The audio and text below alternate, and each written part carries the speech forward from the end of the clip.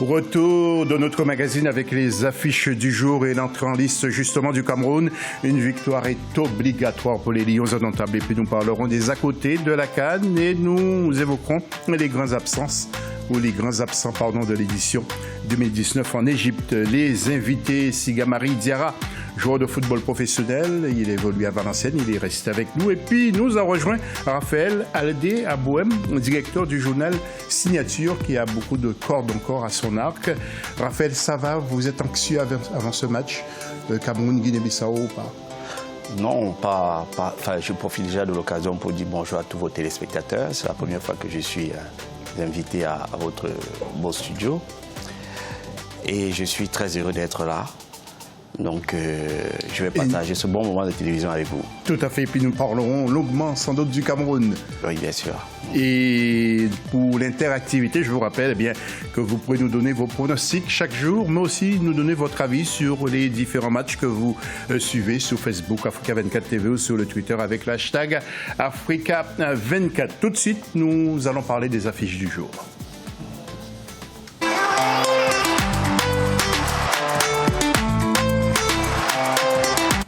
Groupe F, d'abord, Cameroun, Guinée-Bissau. Le match se jouera à 19h, il sera à 17h GMT.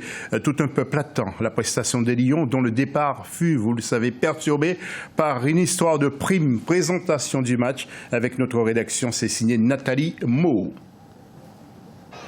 C'est sans doute l'une des rencontres les plus attendues de cette Coupe d'Afrique des Nations. Des retrouvailles dans le groupe F entre les Lions indomptables du Cameroun, champion en titre, et la Guinée-Bissau. Après une qualification in extremis contre le Mozambique, les Djourtos de la Guinée-Bissau, qui participent pour la deuxième fois à une phase finale de la CAN, vont devoir batailler dur pour s'imposer. Côté Lions indomptables, il faut dire que depuis le sacre de 2017 au Gabon, il y a eu un renouvellement du staff technique. Clarence Seedorf et Patrick Kluivert tentent d'impulser une nouvelle rage de vaincre. La nouvelle équipe du Cameroun, conduite par le capitaine Eric Maxime Choupo-Moting, fait partie des grands favoris de cette compétition. Avec 5 trophées à son actif, elle va tenter de renouveler l'exploit d'un doublé après les sacres de 2000 et 2002.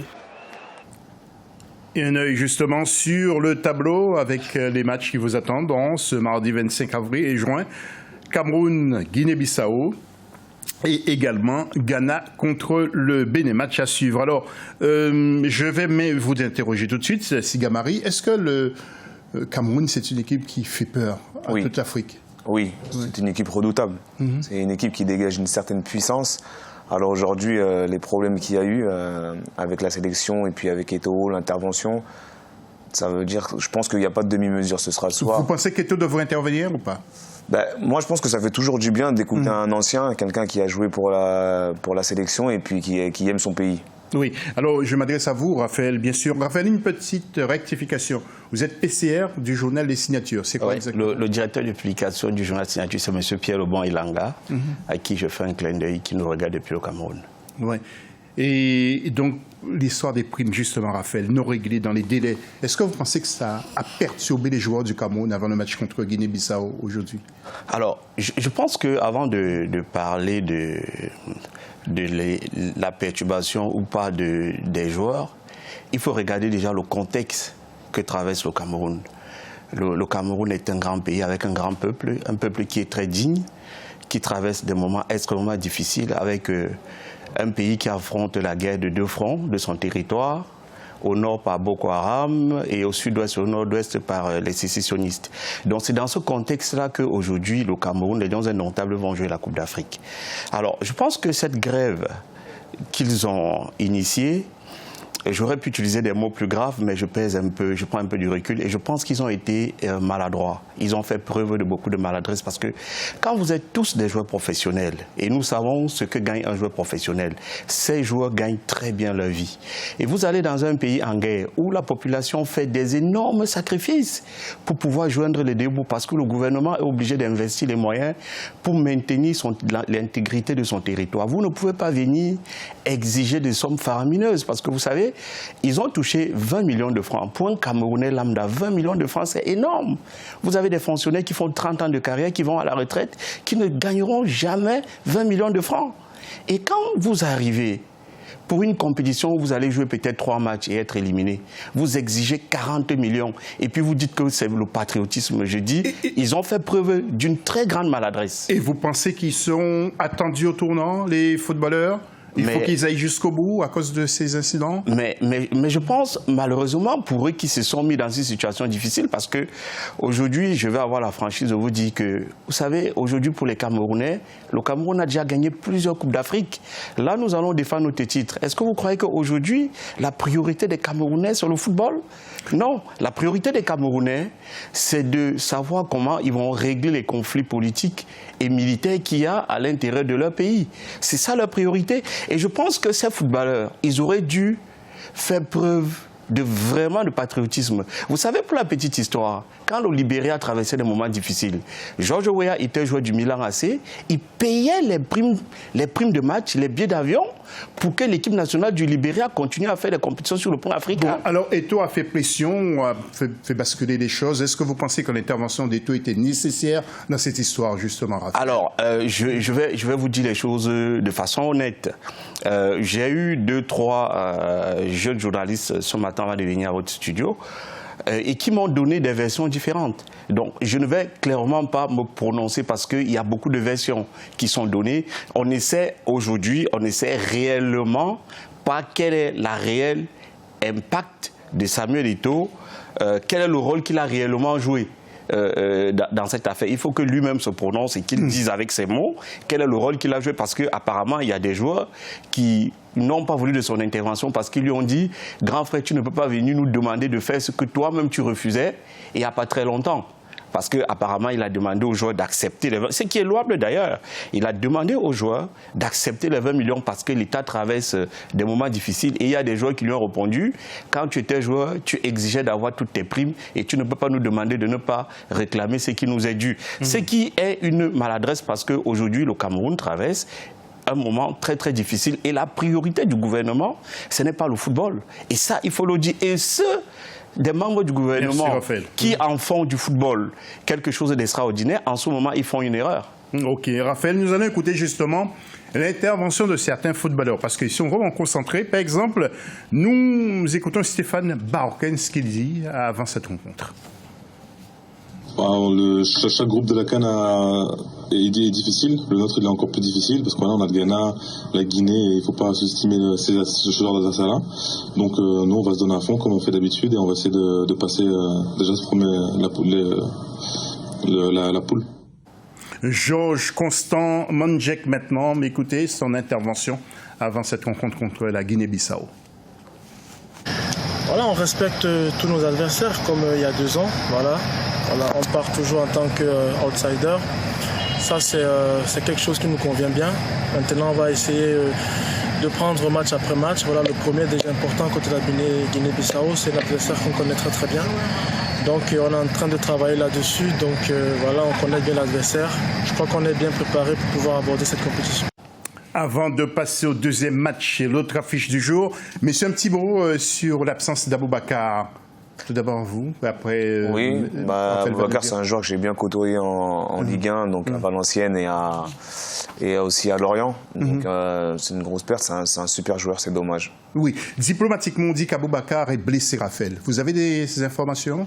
Oui, c'est vrai que jusqu'à hier, j'avais un peu de doute, mais j'ai eu des gens qui m'ont confirmé que Aboubacar Vincent est vraiment blessé. Ah oui, et qu'en principe, il sera rétabli 3 semaines après la CAN. Donc pour lui, Sidoff n'a pas voulu prendre des risques parce que s'il amène à la CAN blessé, il compromet plutôt sa saison à venir.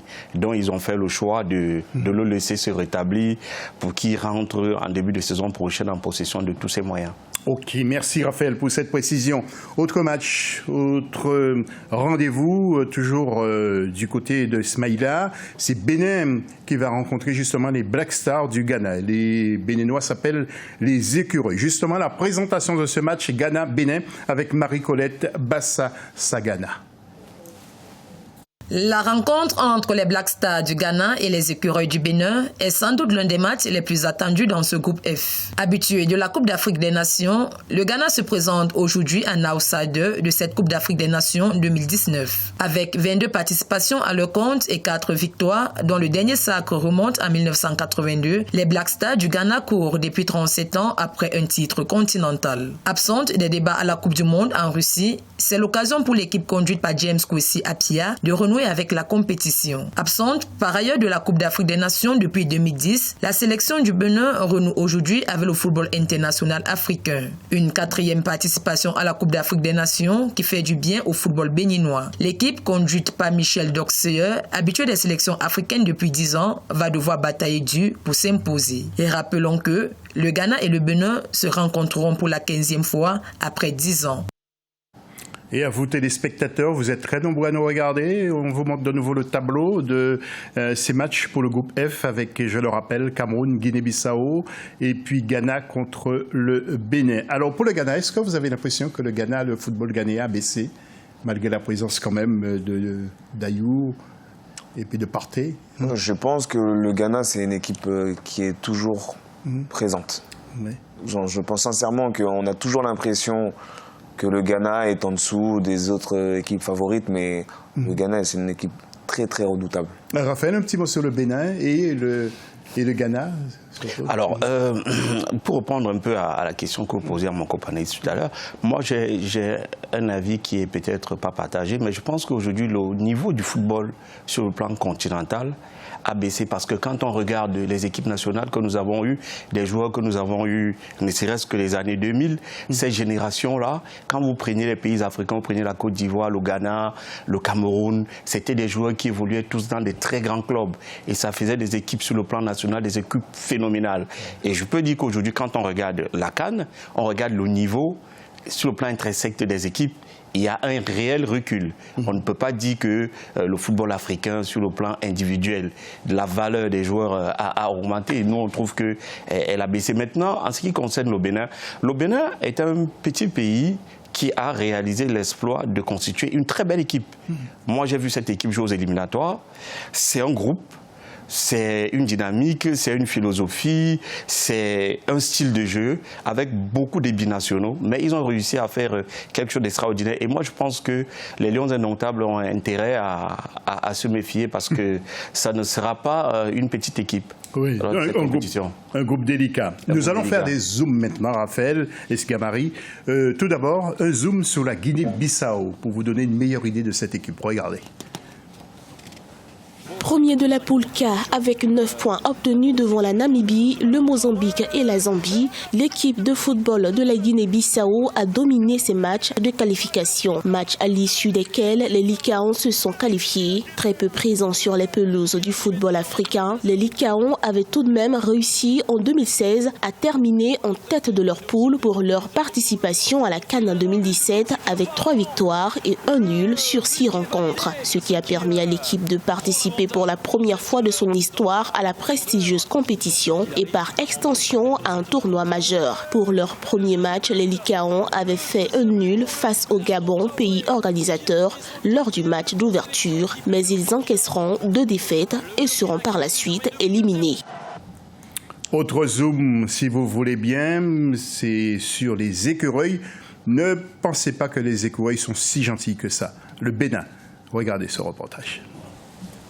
Avec 3 participations à une phase finale de la CAN, notamment en 2004, 2008 et 2010, sans pour autant franchir la phase de poule, le Bénin a réalisé un exploit en décrochant son billet pour la CAN 2019 en Égypte. Pouvant être classé parmi les pays africains sans grand palmarès, le Bénin, ne serait-ce qu'au niveau régional, n'a jamais réussi à décrocher un titre de champion, même si les écureuils ont pu être finalistes à 2 reprises du tournoi de l'UEMOA. Au niveau interne, le championnat béninois de football de première division connaît la participation de 14 clubs professionnels. Un championnat dominé par l'AS Dragon FC de l'Ouémé, 12 fois champion, par ailleurs 6 fois vainqueur de la Coupe du Bénin. L'AS Dragon est secondé par le Buffle de Borgou Football Club, 4 fois champion du Bénin. Le meilleur résultat des Dragons au niveau continental demeure leur participation en 2012 au tour préliminaire de la Coupe de la Confédération de la CAF. situation qui traduit le niveau faible du football béninois. Raphaël, il nous reste à peine 2 minutes. Je voudrais vous interroger sur 2 sujets. Tout d'abord, sur le problème des filles camerounaises avec l'Angleterre, où elles risquent des sanctions très lourdes, et puis les stades qui sont très vides, qui sont vides en Égypte. Oui. En 2 minutes, nous avons à peine 2 minutes. Oui, je veux déjà répondre pour dire qu'il faut que les gens arrêtent cette hypocrisie où tout le monde vient dire oui, les filles, les dons indomptables, c'est scandaleux, leur attitude. Non, quand vous avez un enfant à la maison à qui vous donnez des fessées tout le temps, quand il grandit, il commence à vous poser la question de justifier la fessée que vous lui donnez. Le Cameroun a toujours été victime de l'arbitrage. Vous vous souvenez de la Coupe du Monde 90, le Cameroun a été volé par l'arbitre contre l'Angleterre. Le Cameroun allait en demi-finale. Et là, il y a eu une injustice criade. Un but refusé. Qui dit que si le but avait été validé, l'Angleterre aurait battu le Cameroun? Vous avez vu le match comme moi, l'Angleterre n'a pas dominé littéralement le Cameroun lors de cette rencontre. Donc, et non seulement ça, il y a des petites choses autour de cette compétition qui ont frustré des joueuses. Quand vous venez en compétition, vous vous rendez compte qu'on vous affrète un bus qui est vieux, il tombe en panne en route, et que les autres sont dans un certain confort. À un moment donné, vous vous dites, tout est organisé pour que nous n'allions pas de l'avant. Et puis, il y a une autre chose qui est claire, c'est que le Cameroun, par rapport à l'Angleterre, n'est pas vendeur. Et à un moment donné, on s'est dit, les fautes d'arbitrage n'en sont pas. Parce qu'en cas de finale, l'Angleterre apporte plus à la FIFA que le Cameroun. Il faut que les gens aient l'honnêteté de le dire. Avant de voir le tableau des matchs d'aujourd'hui, les stades. Je fustige l'attitude de la responsable du football africain féminin qui va d'interview pour dire qu'elle va faire ça, elle va faire ça. Elle devrait défendre le continent. Parce qu'elle n'a pas dit un mot sur l'arbitrage. Elle n'a pas dit un seul mot. Et les stades vides Maintenant, en ce qui concerne les stades vides, je pense que la CAF devrait dorénavant prendre pour critère les pays où on fait vraiment la fête. Parce que la Coupe d'Afrique, c'est une fête. Quand vous envoyez la CAN dans un pays où la population n'est pas concernée, voilà le résultat que ça donne. Vous avez vu la CAN 2017 féminine au Cameroun. Tous les stades, tous les matchs étaient pleins. Le Cameroun est un peuple de sport. Le Cameroun aime le football. Il faut que le monde apprenne à respecter ce pays parce que quand le Cameroun organise, tout le monde a vu le résultat que ça a donné. Et puis je ne sortirai pas de cette émission sans faire un clin d'œil à tous les Camerounais et au personnel de la Sonara qui est en difficulté en ce moment. Merci Raphaël pour ces précisions. Si Gamari Diarra, merci. Bon vent du côté de Valenciennes. Vous allez rentrer dans la cellule de recrutement. Vous n'hésitez pas de venir nous donner de vos nouvelles. Hein, avec plaisir. Comme les prochaines émissions de l'FC. Comme tous les 2 ans, j'essaie de revenir. Donc, moi aussi, je fais un coucou à tous les Maliens qui traversent aussi des moments difficiles. Mais le football a le pouvoir de fédérer les gens. Et exactement. C'est ça. Eh bien, merci d'être venu. Raphaël, vous restez avec nous. On se retrouve juste après la pause pour la suite de l'émission sur Africa 24.